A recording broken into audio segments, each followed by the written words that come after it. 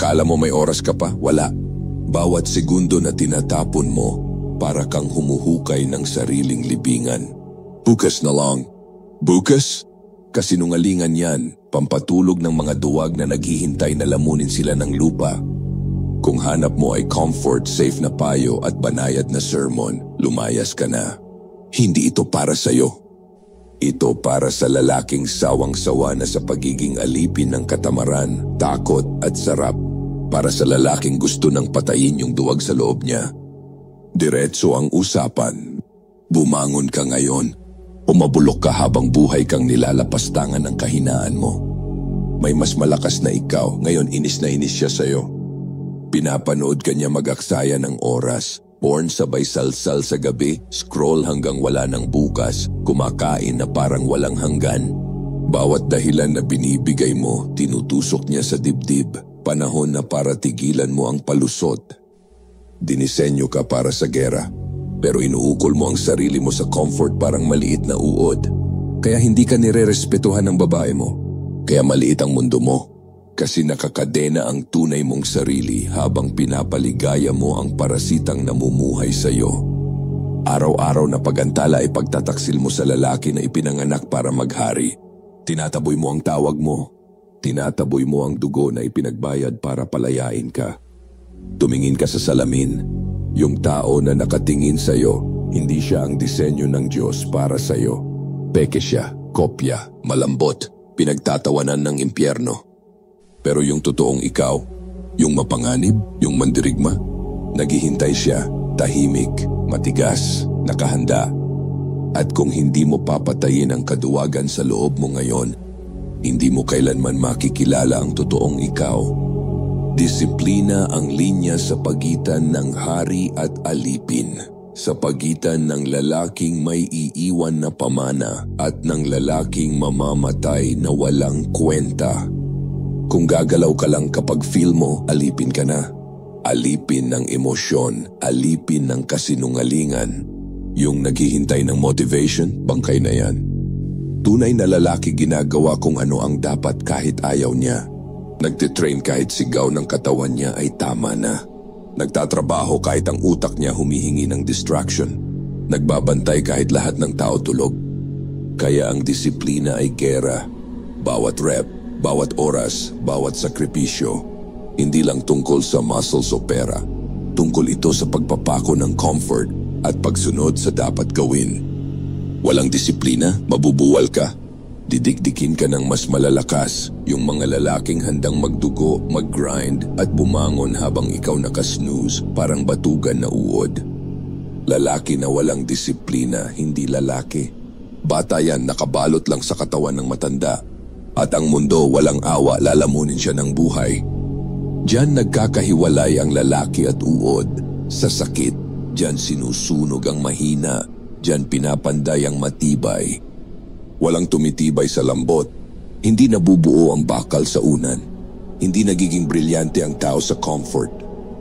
Bawat peklat, bawat bagsak, bawat luha, pwede mong gawing gasolina o pwede mong hayaang lunurin ka, ikaw ang pipili.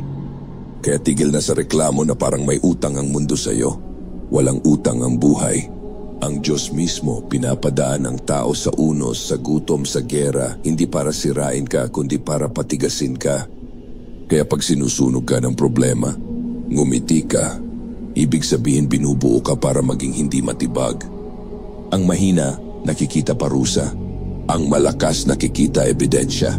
Nabuhay pa sila, na lumalaban pa, na hindi pa tapos ang laban nila. Tandaan mo, kapag madali ang daan, baka maling daan yan. Ang tamang daan, masakit, mabigat, nakakasuka minsan. Pero yun lang ang daang may korona sa dulo. Sakit ang presyo ng tagumpay, walang discount, walang shortcut, walang awa. At kung matutunan mong yakapin ang sakit, dun ka nagiging mandirigma. Dun ka nagiging hindi basta matitibag. Akala mo nasa labas ang kalaban, hindi, nasa bungo mo mismo. Yung mahinang boses na bumubulong. Pahinga ka na, bukas ka na magsimula. Skip muna to. Yan ang hindi mo kaibigan, parasito yan. Asasin ng impyerno na dahan-dahan kang sinasakal habang nakangiti ka pa at tinatawag mo siyang self-care. Bawat beses na nakikinig ka, Ibinibigay mo ang teritoryo, pinapapasok mo ang kalaban sa utak mo. At pag lumakas na siya, gigising ka isang araw at maiintindihan mo. Hindi babae ang tumalo sa'yo, hindi pera, hindi oportunidad. Ikaw mismo. Duwag na ikaw ang pinakain mo araw-araw. Ito ang totoo, laging naglalaban ang laman at ang espiritu. Hindi ito poetry, totoong gera ito.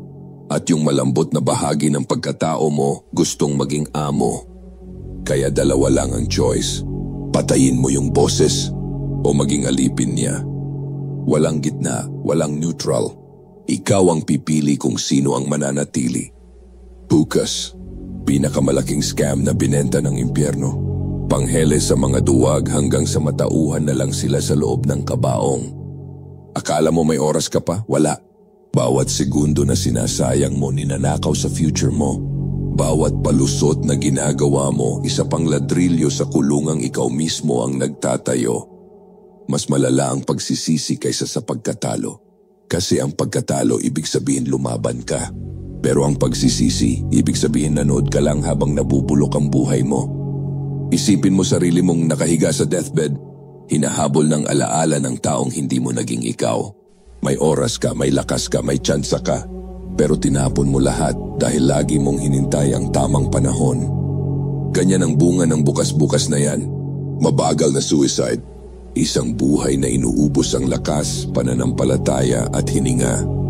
Sabi nga sa salita, ang buhay ay parang usok, isang kisap wala na. Walang bukas, meron lang ngayon. At kung hindi ka babangon ngayon, mabubulok ka habang buhay. Ang mahihinang lalaki naghihintay lang. Nakatambay sa gilid, palakpak para sa ibang lalaki, umaasa na may matirang-tira mula sa mesa. Habang sila nakatunganga, yung mga mandirigma, kumukuha ng lupa, nagtatayo ng pangalan at kumakain ng respeto. Tigilan mo na ang kasinungalingan. Maliit ang buhay mo hindi dahil iniwan ka ng Diyos. Hindi dahil unfair ang sistema, kundi dahil sumuko ka bago pa nagsimula ang laban. Hindi ka ginawa para maging tagapanood. Ginawa kang manguna, para buhatin ang bigat na dudurog sa iba. Para maglakad na may presensya na ni hindi kayang dedmahin ng impyerno. Pag pumasok ang totoong lalaki ng Diyos sa isang kwarto, nanginginig ang demonyo. Hindi dahil sa sigaw niya, kundi dahil dala niya ang apoy. Kaya tigil sa pagbibintang, hindi babae mo ang problema. Hindi boss mo, hindi lipunan, ikaw mismo. Yung duwag sa dibdib mo at pinaupo mo siya sa trono.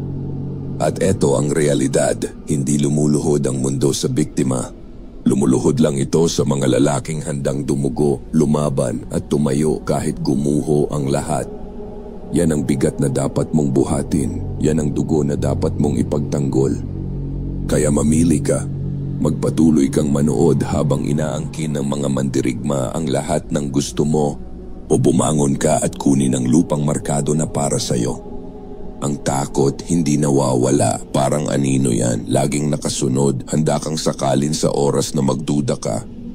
Ang mahihinang lalaki, tumatakbo, yumuyuko, hinahayaan na itali ang kamay nila, patahimikin ang bibig nila at tanggalin ang bayag nila.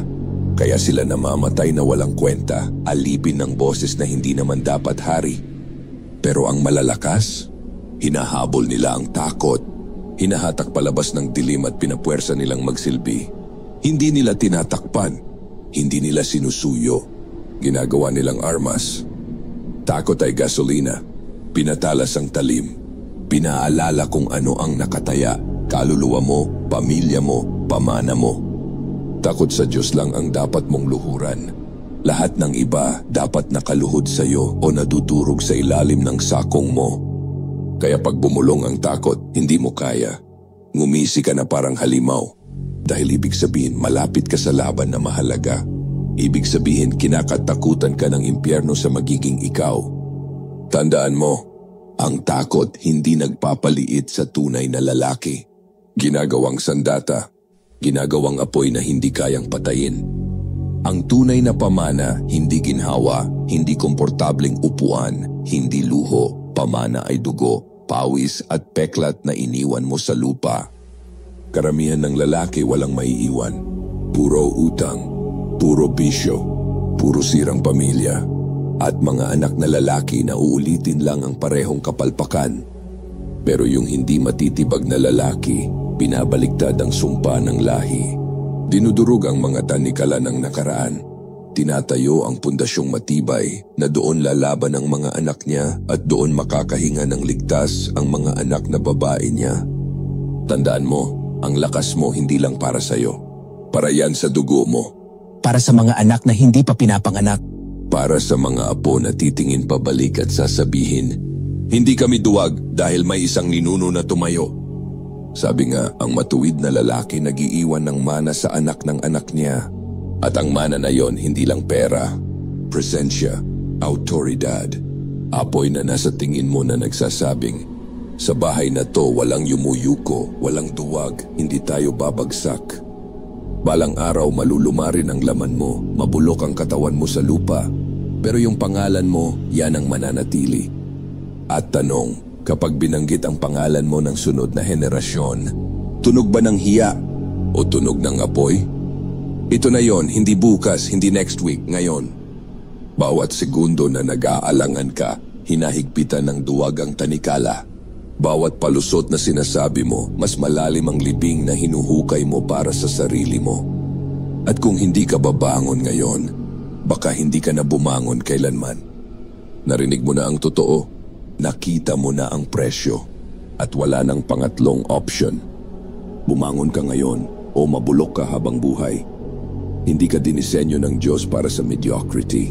Ginawa ka para sa gera, para sa pamana na kahit impyerno hindi kayang burahin.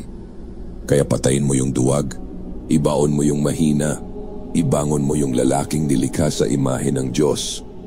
Kumilos ka na parang alam mong binibilang ang bawat araw mo. Lumaban ka na parang sundalo na handang mamatay pero hindi papayag na nakaluhod. Mamuhay ka na parang sandatang mismong pinanday ng Diyos. Tandaan mo, comfort ang berdugo mo, oras ang hukom mo, at pag lumabas na ang huling hininga sa baga mo, wala nang second chance. Kaya tumayo ka, sakupin mo ang lupa, dalhin mo ang apoy. Ito na ang sandali mo. Bumangon ka ngayon o mabulok ka magpakailanman. Kung tumama sa iyo ang mensaheng to, huwag mong sariliin, i-share mo. Ipakita ang suporta sa pamamagitan ng pag-like sa video na to. Huwag kalimutan mag-subscribe para sa mas marami pang unfiltered lessons kagaya nito. Tayo ang Sakdal Laya.